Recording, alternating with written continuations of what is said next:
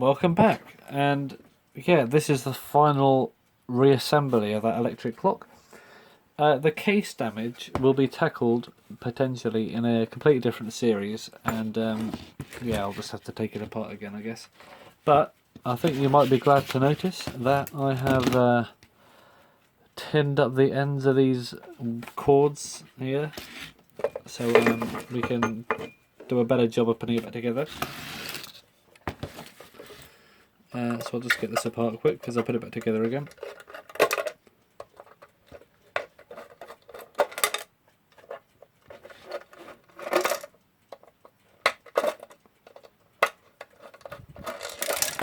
Right.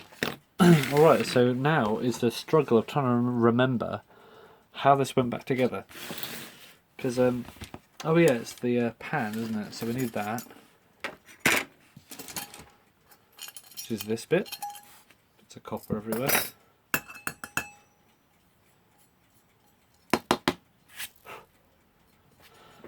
So get that on there.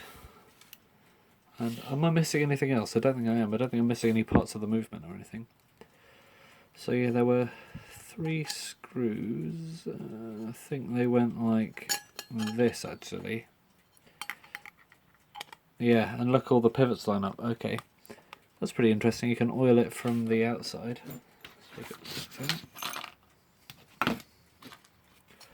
So that's one.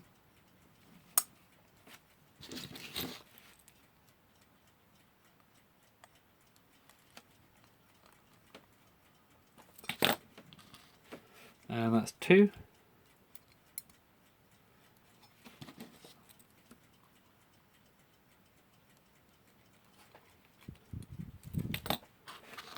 And that is 3.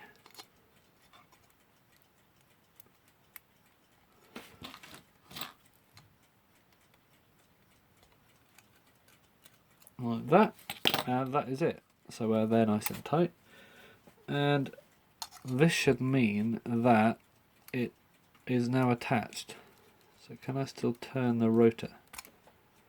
What's this one, wasn't it? Yes. Okay, good. Nothing is obstructive. So I'll put this in now. I'm going to do the cords afterwards. So which way is the top? That is the question. Oh yeah, the cords are at the bottom. So this must be at the top. And it looks like it is. So yeah, like that. So here's the more tricky part. The nuts and bolts. So not only do we have nuts, but we also have bolts. And the bolts go in from the front, and the nuts go in from the back. So if I just do the top one for now.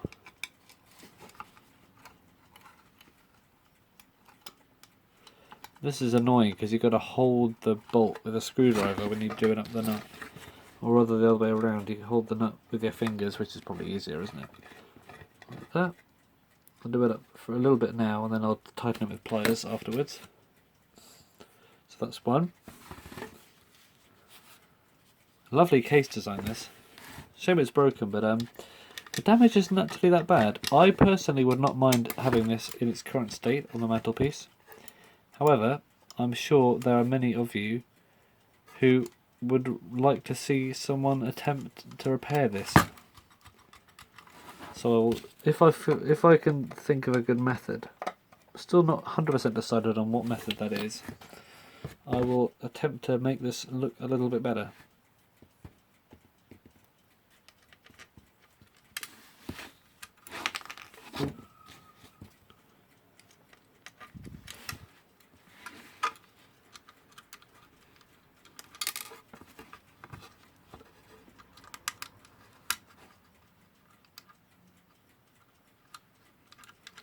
Right.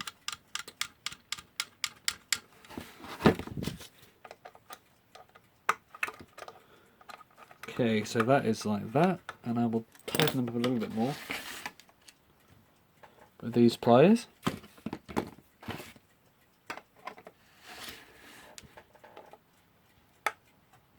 This one. They were not too loose, to be honest, already. They were not loose at all, I'd done them pretty tight. They don't need to be over tight, because you might damage the Bakelite and the mechanism. But yeah, it's in. Alright, okay, that wasn't as hard as I was expecting it to be. So now we have the troublesome faded dial, which is now in its original, potentially silver state, but the 2, 3 and 4 are slightly faded. It's not that bad, is it really, to be honest? Why is there a slightly scratch there? It's not that bad. I'm alright with that. So, yeah, that looks lovely, doesn't it? Let's put the hands on. So we've got our second hand, which doubles up as a telltale, so you know it's running or not. Like that, so I'll put that behind, because on this one, and I think most older ones have the second hand behind the hour hand, and I prefer that, to be honest, because it's easier to tell that it's a synchronous clock rather than a quartz, which in these modern times can be difficult, because these sellers are getting trickier and trickier with their conversions of old clocks into quartz ones. Not something that I oppose, but it's something that I wouldn't do myself, and I don't oppose it because sometimes you can get good deals of job lots of synchronous electric movements on eBay from these people who convert them, and a couple of times I have, well, once really, I have actually taken advantage of that. So I wouldn't do it myself, and I don't really like the fact that the clocks are sort of getting turned into something that they're not supposed to be, but it's not all bad. I think that's about enough. I'm just trying to crimp that a little bit so it goes on a bit tighter. And, oh, I think I've done it too much. So that's about right. It's hard to see which way is the top. Line up with the holes. That is the top. Okay, so that's about right. Maybe a little bit more to the right. There we go. That's about right. So we've got the glass, which I've already cleaned it, but I'll give it a quick puff, and then wipe on the knee, as I usually do with these kinds of things. A bit more of a wipe on the knee, because there's a bit of a stain on it. And there's still some outside staining, but that's on the outside. I'll give that a glass wipe when I've put it all back together again. Like that, and then we have our good old bezel of things, and behind it are those interesting rubber washers. Now, I don't have any of those, and I feel like as long as I don't do it up too tight, then we'll be fine, because I've left some of the old dried rubber on there. We'll see how that goes. Let's put it best way up. There's a bit of a dent there. Actually, I seem to remember there was a thing on the left, and I think it was that on the left, but yeah, for the originality of it, I may as well do it as it was. Yeah, I may as well do that. If I can remember, I may as well. So let's get that in there, and look at that. What a glorious clock that is. So let's put that face down. And I feel like that's what it was like originally. I might let you in on a secret. I actually quite liked it with the golden stained dial, but you know, it's still nice.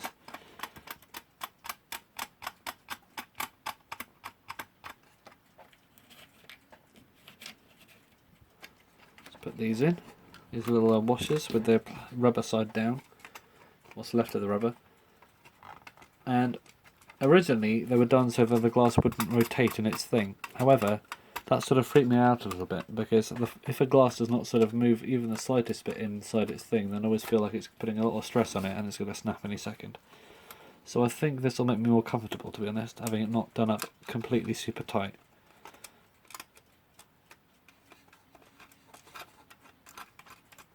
So get those on. Well, that's one. Nearly done. I'll get this finger tight and then we can see how it is from there.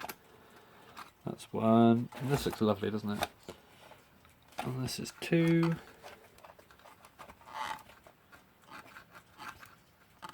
This is three. Three's not done up very well at all. There we go. And then go back to two and then see how it is from the front. this doesn't really move at all. That's not too bad. Bit of a stain on there, isn't there? So I'll get the old spray. Just give it a bit of spray. Get a bit of a cloth going on.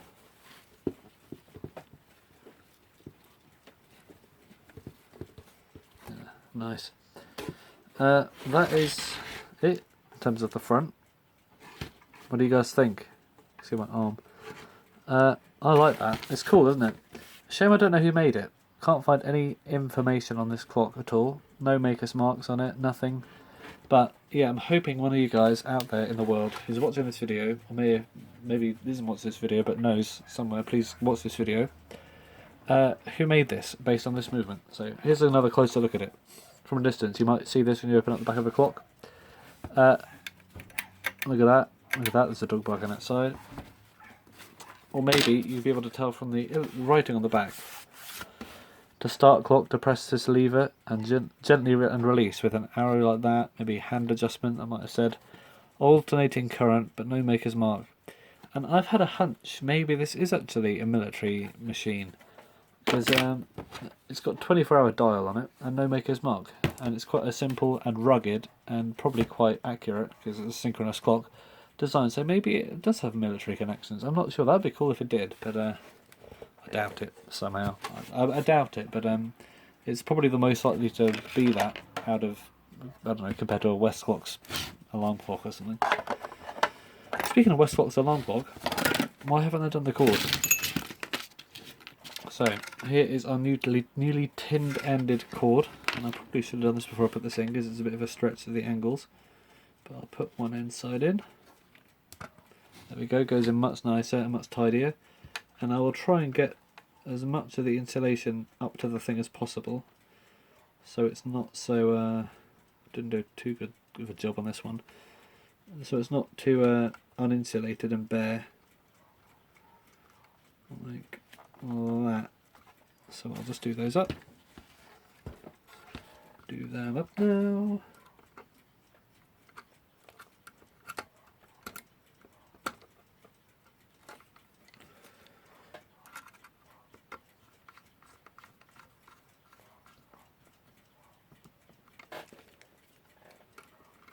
Tuck those things around the back, and then do this one up, which is the one I'm more proud of. Yeah, I'm not a great solderer. I'm really not a great solderer. Scared of the heat and not very dexterous, and I make a mess of it every time. But here's the solder for proof. So let's. Why has this got sort of a thing in it there? It's a bit worn out.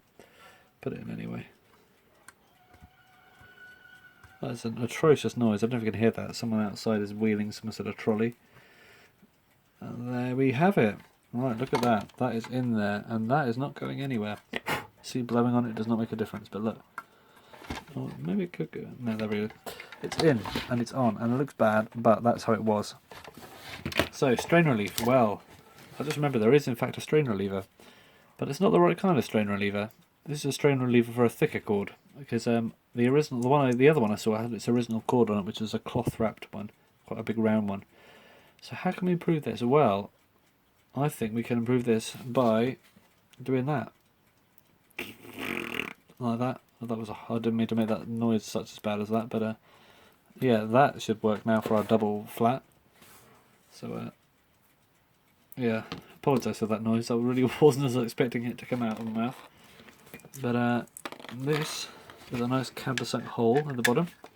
I've left some of that blue paint there, just on the bottom half, just to remind myself what it looked like originally, but I've taken all the blue paint off the front. The blue paint. The blue paint what it used to be. We've got a nut. Put it on a couple of turns like that. And then, oh no, what have I done? I need to get this on the thing before I do it up.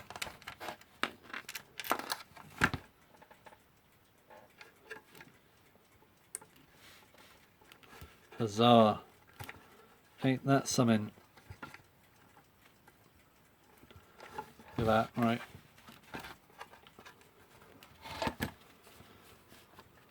Okay, I don't want to get it too tight, but again, I don't want to get it... Oh, coffee time. I don't want it to get it loose, but I don't want to get it too tight, so sort of, yeah. I don't want the cord to be excessively short, but then I don't want to put any strain on the cord, so that's what I was originally trying to say. Like that, that's about right. Yeah, it's about right. A bit more flex in there, I think. A bit more slack. And there we have it. There she blows. Let's put that in. And we're nearly done. Like that. Put our big old nut on there. It's quite a chunky nut. Chunky nut. What is that? It's crunchy nut, isn't it? Not chunky nut. Put that in there. Put that on there. It's all coming together. Right, what do you think of that? It's not bad, is it? Apart from that little bit there, which is no longer a threat. Yeah, that's not going anywhere. That's fine. Yeah, look at that. Right, now it's time for the big reveal. First of all, just plug it in again to see if it still works. Oh, look at that. You can see the rotor is vibrating. Why is this phone so hot? It's a very hot day, but I think it's because it's plugged in. Dun dun dun dun bum bum bum. Look at that. But most importantly, from the front, does it clock? Look at that. Oh yeah, look at my hands in the reflection. Looks like it's doing its thing, but I won't put the hand adjuster on until... what is this on the glass? That is... it's not scratches, I don't know what that is. Residue of some kind, I'll get that off later. But yeah, I'll get that off with a sponge or something. Yeah, I'll do that now actually, because it's sort of upsetting me. Much improved, look at that. It's been sponged, and it's been 2 minutes apparently. So yeah, let's get the back on this, and then we can call it a video. So I'll unplug it, just for my safety. Jump. Yeah, is that strain lever? Yeah, that's doing a great job. Look at that. I could probably swing this clock around my head if I wanted to, but probably don't do that, because if it falls it will smash. I wonder how many people in history, this is an upsetting thought, I wonder how many people in history just smashed up Bakelite clocks with hammers. Probably more than I'd like. In the original clock for this, there was a rubber grommet on there, but because you've got a strainer lever, I don't think we need to bother. However, it's on the wrong way, because you can see it's sort of pulling on that back, and that back's made of plastic, so it might smash. So what I'll do is I'll flip this around 180 degrees. Undo that a little bit. A tad bit. And yeah, just undo it so I get the slack back. Put a bit more slack in there for now. Like that. Oh no, it's not doing its thing. Yeah, I need to sort of undo this properly. Because, yeah. I want to flip this around like that, and therefore... didn't even see that, did you? It's not on even on camera. I flipped it around like that, like a price tag on a fish. So now it will be in a better place and a better time.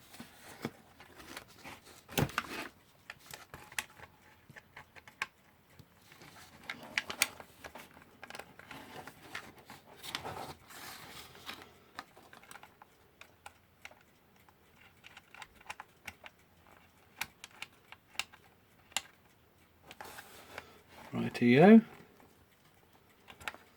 Hang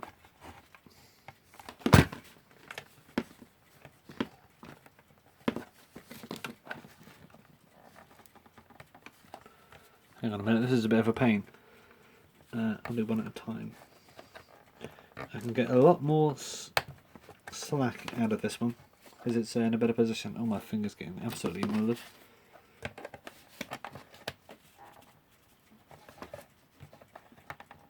Right, that's one, and that is the other. Don't want to peel the insulation off the cord by doing this. Right, that's it. Okay, so we're in. We're on.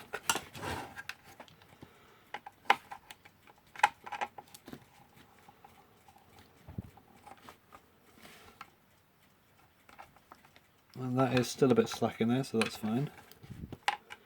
Yeah. You want a strain lever to do its job and not actually put a strain on the thing itself. But yeah, that's... oh no, it's not. Oh no! I do not want to crack this Bakelite after all this. Get another 10 out of it. That's fine. That's good. Okay, as we were. Video's getting long, sorry about that, but it just had to be done, you know. So the knob goes on after this. So put this on. Yeah, there's no struggle coming on that. Put this one in. This is the screw race. Got to do these as fast as possible. It's not doing well, is it? Yeah, screw race is called off, I'm afraid. Couldn't get there in time.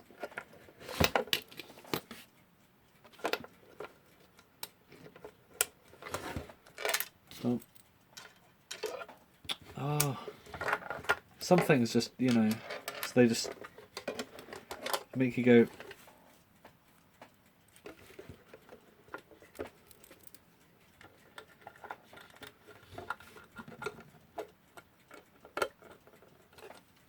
That's 2. I was going to think of a language to say the number 2 in, but I couldn't think of one. That would just be too one of those things, you know, that people do. They say, "Oh yeah, look at me! I can say the number 2 in a different language." Just because, yeah, I'm not one of those people, so I'm not going to do it.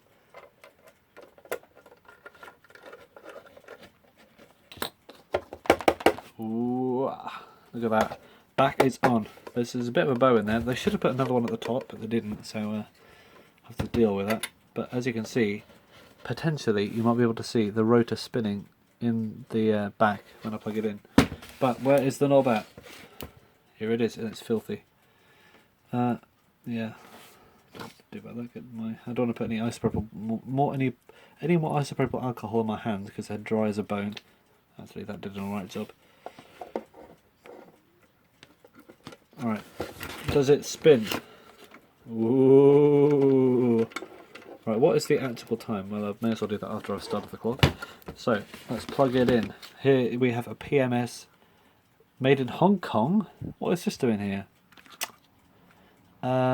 Fused plug. I didn't know they made these in Hong Kong. I've only ever seen English made ones of these. I have a couple of Hong Kong plugs. One's on the Yakupum tag and the other one is on something else. That's a BAT and a GN, but they're the same plug with different branding. I've never seen a PMS Hong Kong plug. What is this doing here? That's what I meant. Right, so let's plug it in. No explosions. So can I start this? And you're not going to tell from the back. You might be able to see something flicking around inside there. Can you see it in that tiny little window of space? That tiny little gap. Can you see a rotor turning around?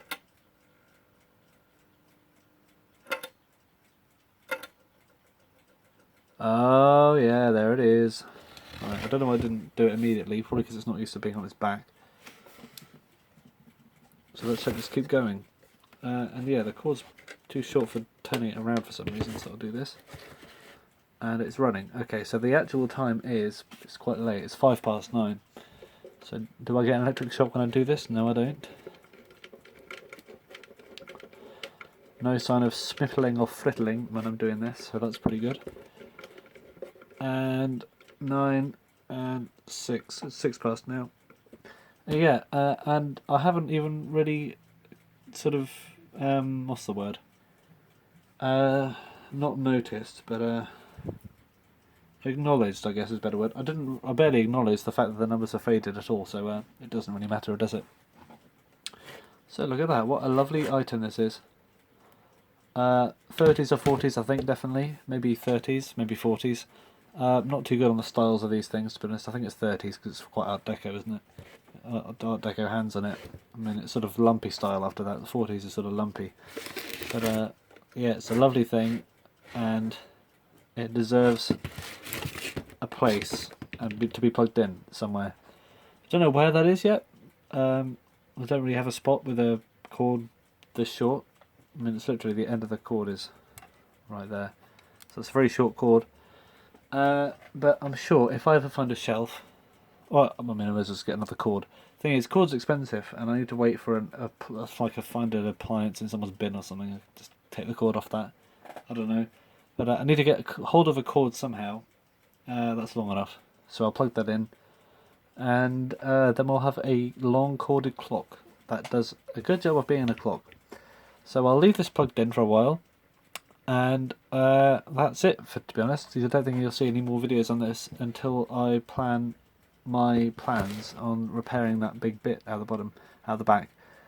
It's not super bad, but it's not detrimental to the clock, but you know it's there, and I'm sure a lot of people go, "Oh, I don't like that." Personally, I'm not too bothered, but you know there are definitely people out there who will go, "Do that right now." So yeah, I'm looking out for those people, and they might watch the videos. So yeah, I might do that.